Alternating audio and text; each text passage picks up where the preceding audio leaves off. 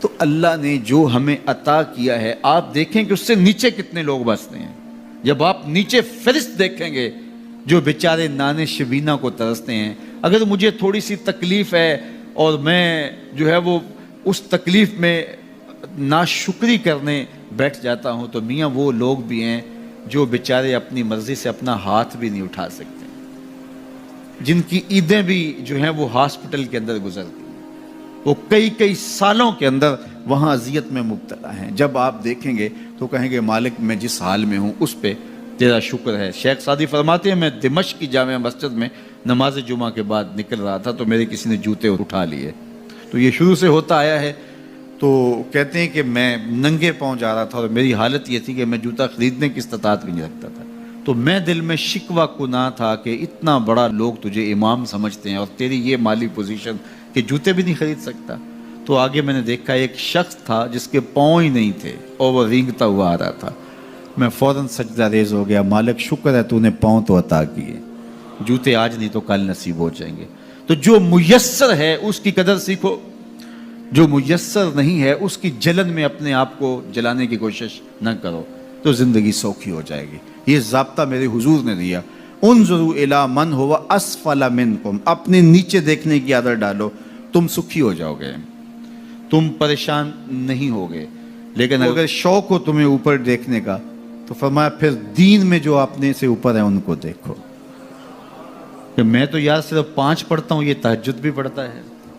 میں تو صرف رمضان کے فرض روزے رکھتا ہوں اور یہ ہر ماہ نفلی بھی رکھتا ہے. میں تو صرف زکوٰۃ دیتا ہوں, یہ صدقات و خیرات بھی کثرت سے کرتا ہے. یہ لوگوں کے کام بھی آتا ہے, دکھیوں کی مدد بھی کرتا ہے.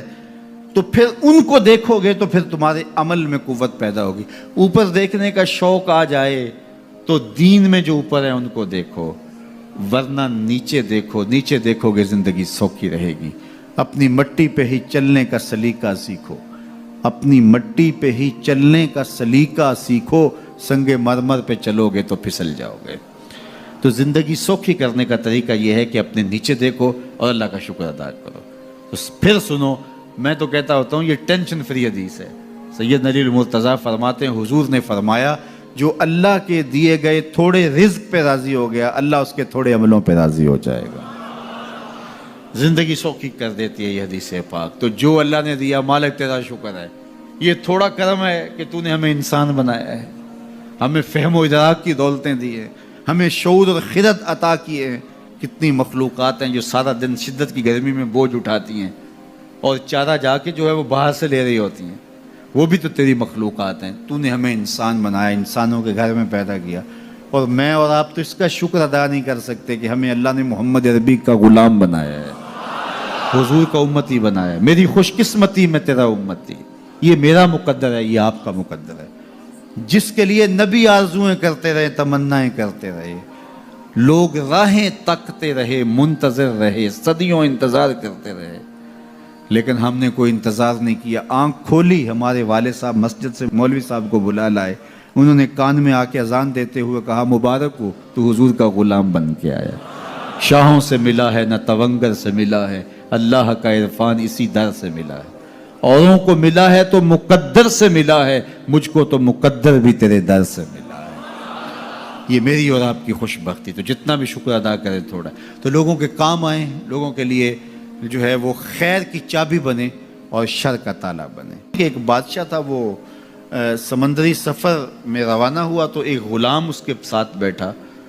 تو جب وہ کشتی ڈولتی تھی, ہچکولے کھاتی تھی, تو وہ چیخے مارتا تھا, تو کشتی والوں کا سکون برباد ہو گیا. ایک دانا شخص تھا, اس نے کہا بادشاہ اگر آپ اجازت دیں تو میں اس کو چپ کرواؤں. اس نے کہا یہ تو کمال مہربانی ہوگی. تو اس نے 2 نوجوانوں کو کہا کہ اس کو ذرا ہاتھوں سے اور پاؤں سے پکڑ کر کے پانی میں غوطے دو. تو اس کو پانی میں پھینکا, جب وہ ڈوبنے لگا نکالا اور کشتی میں بٹھایا. وہ چپ کر کے بیٹھ گیا, اب کوئی چیختا نہیں ہے. تو بادشاہ نے کہا کہ اے دانا شخص, مجھے سمجھ نہیں آئی کہ یہ شخص کو آپ نے کیسے چپ کروا دیا. کہا بادشاہ دریا میں غرق ہونے کی تکلیف کو نہیں جانتا تھا, اس لیے کشتی کی سلامتی کی قدر نہیں تھی اس کو. اب اس نے وہ غرق ہونے کی تکلیف دیکھ لی, اب کشتی کی سلامتی کی اس کو قدر ہو گئی.